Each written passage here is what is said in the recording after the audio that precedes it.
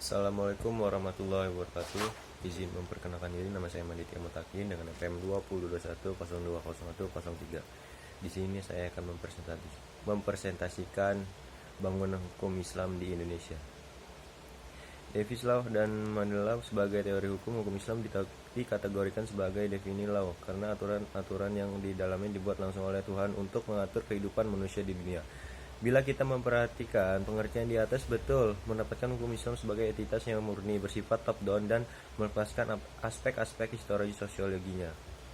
Bila kutipan di atas dikaitkan dengan politik, maka itulah yang disebut dengan demokrasi negara Islam. Sifat demokrasi negara Islam menunjukkan kepercayaan terhadap supremasi hukum suci menjadi sumber otoritas pemerintahan. Peraturan suci seperti secara inheren memiliki karakter supranatural dan yang luar biasa, supranatural and extraordinary karakter. Ikatan-ikatan penyatuan antara agama dan negara dan supremasi hukum suci berasal dari kehendak Tuhan secara bersama-sama, menegaskan kembali kewajiban setiap hamba untuk taat kepadanya. Pada kenyataan, hukum Islam merupakan perintah Tuhan dan karenanya bersifat mengikat sebagai sebuah cita-cita agama yang berbeda dengan hukum buatan manusia.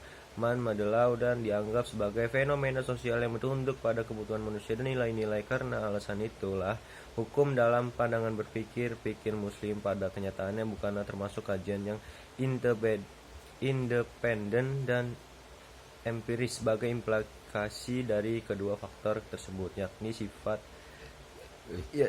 suci dan ikatan yang kuat dengan tradisi lama. Hukum Islam berkembang menjadi sebuah hukum yang statis yang bisa dianggap menjadi penghalang bagi terjadinya perubahan. Pembangunan hukum di Indonesia dalam rangka membangun sistem hukum nasional, pemerintah menerapkan kebijaksanaan untuk memanfaatkan 3 sistem yang eksis living di Indonesia. Tatanan hukum nasional Indonesia harus mengandung ciri: 1. Berwawasan kebangsaan dan berwawasan Nusantara. 2.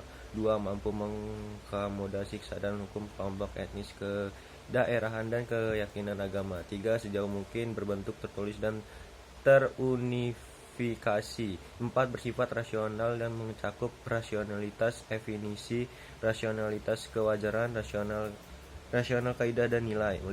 Responsif terhadap perkembangan aspirasi dan ekspektasi masyarakat. Perkembangan hukum Islam di Indonesia, sarana dan prasarana berdasarkan penjelasan di atas. Tampak sekali dalam hal penetapan kebijakan hukum di Indonesia, pemerintah telah menjadikan hukum Islam sebagai bagian dari hukum nasional. Terima kasih, sekian dari saya. Wassalamualaikum warahmatullahi wabarakatuh.